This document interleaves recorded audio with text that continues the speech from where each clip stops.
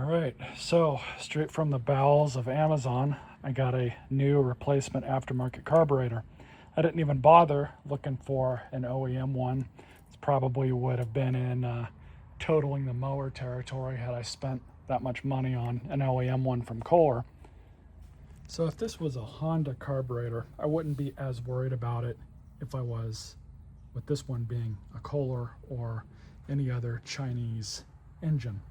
Now, I say that because this is a totally proprietary accessory or whatever you want to call it on this carburetor. And sometimes on Amazon listings, they'll tell you that this carburetor will work on whatever motor it came off of, or whatever one you're replacing anyways. What they will get wrong, the shape of the carburetor will be correct, but there will be no mounting points to install this stuff on. This one, thankfully, looks like it does have these mounting points, as you can clearly see. So we need to swap over the automatic choke assembly over to this one. Thankfully, we don't have to switch out the vane deal there.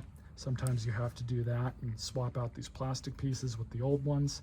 This one, it does look like, surprisingly, a one-to-one. So we're gonna go ahead and pull the parts that I need off of this one, and we're gonna throw it onto this one.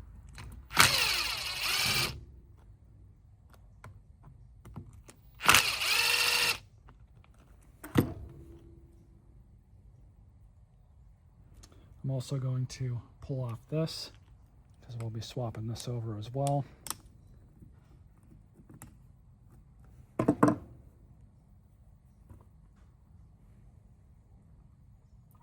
And then see how this thing is in here, just like that. Grab our replacement carburetor, throw this guy on first, and then both holes line up, so I'm happy with that. We can go ahead and hopefully throw these screws on. And one other issue that I've come across with a lot of this stuff is sometimes they don't cut out the threads or make these the proper thickness. Sometimes they're too small, sometimes they're too big, and the screw will just not go into it.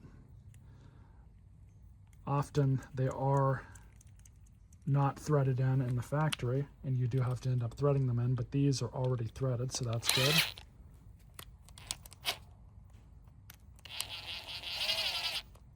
It's kind of like a bushing. They're stepped screws. So I'm just moving this around just enough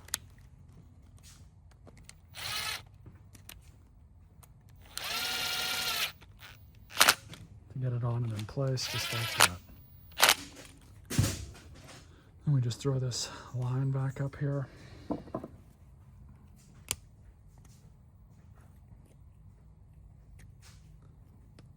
There we go.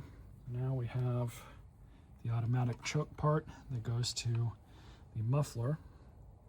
See how this thing comes off. Looks like it's just these two screws here. So we'll pull these out.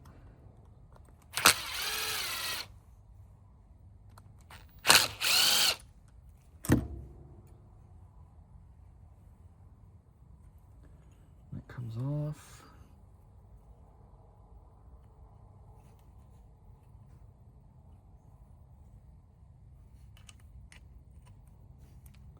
I have to take this off, it looks like.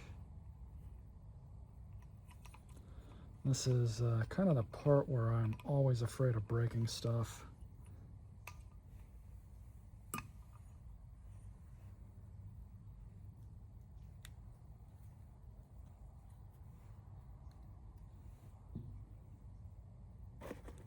Very kind of weird design. As I said before, they really do this to kind of skirt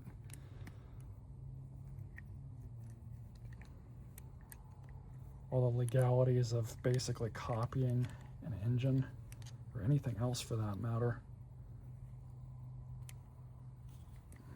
Just really weird.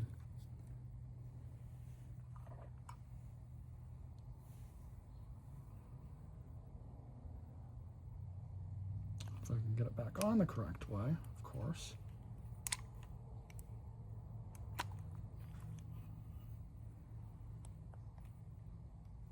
right, so I just verified with some of the pictures that I took that this thing is hooked up correctly. So same thing as the other side, except these screws are not shouldered, which is good.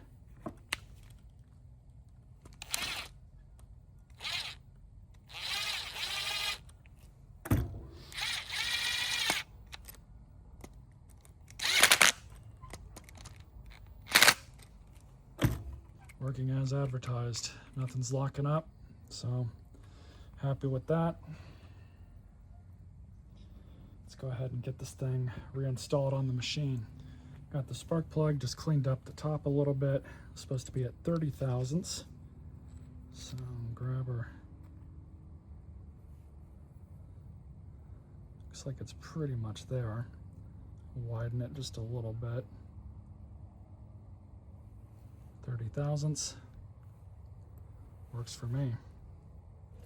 So I'm going to leave that gasket alone. We're just going to, you know what?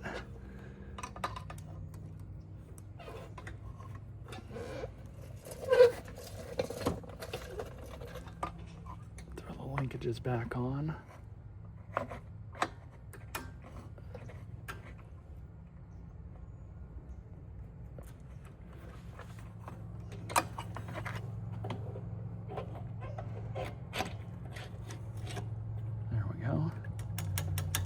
Spring back works properly. So now you'll see you have this little cutout right here for that nut and bolt, just like that. And you get a rusty lock nut. Throw that back on.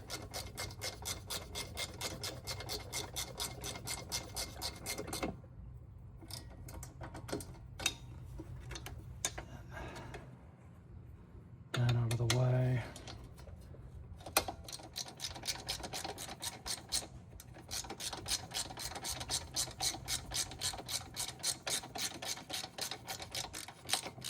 Nice and tight. Got a spark plug. That back in.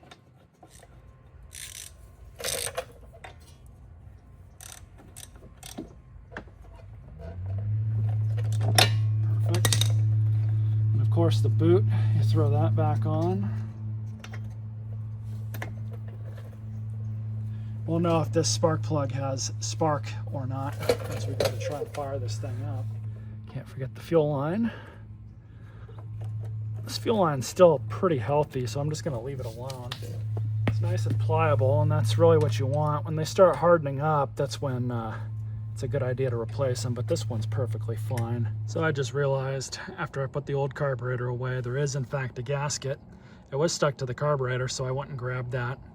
It's not just that single gasket there. I'm gonna get that piece of fluff off there right quick, but yeah, make sure you put that other gasket back on. Looks like it's in addition to that. So basically it just goes back together just like this. This PCV hose that goes back.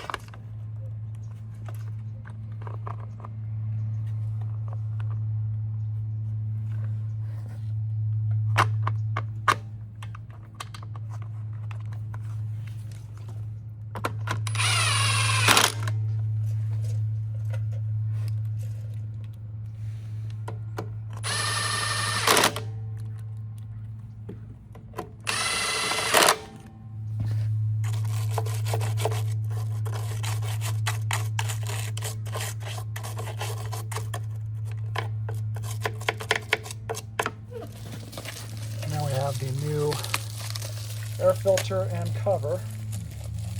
This one comes with new hardware, but we don't need that, so stick that in the parts hoard, of course, because why not? Filter covers perfectly.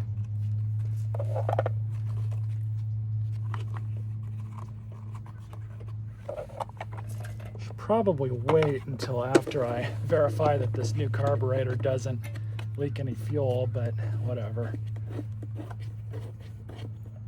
As you all saw, it's not a huge deal to take this stuff off.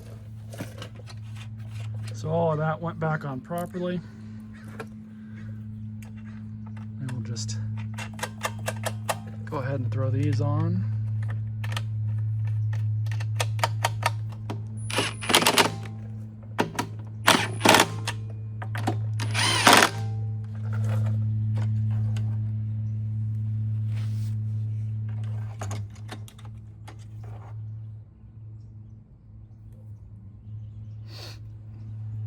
It's actually right where it should be, right there.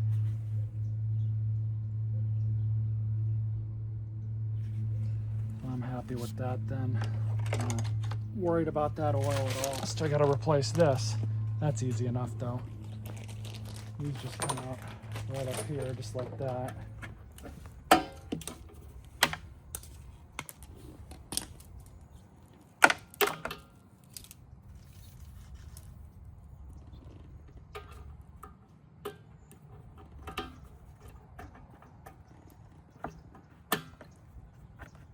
There's the new one.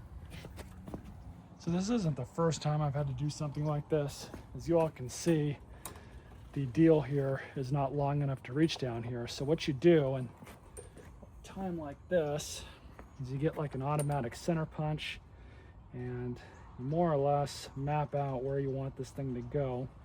I like to give it just a hair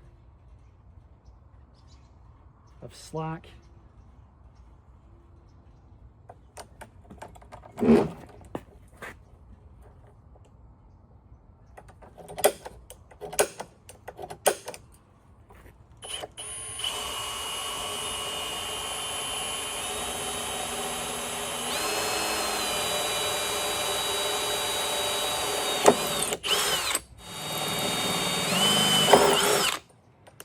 And I've already mapped out the size with this bottom one.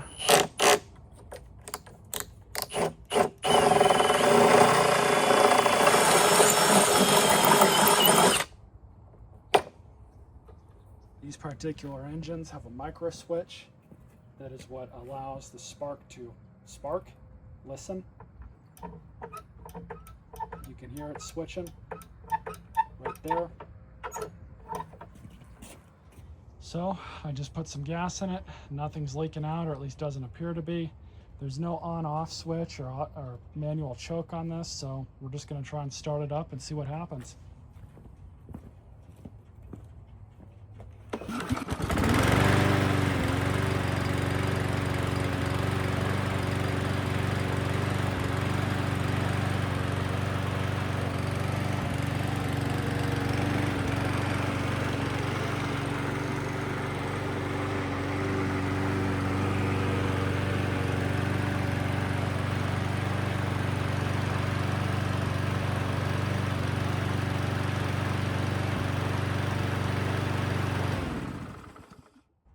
Cool, everything works great.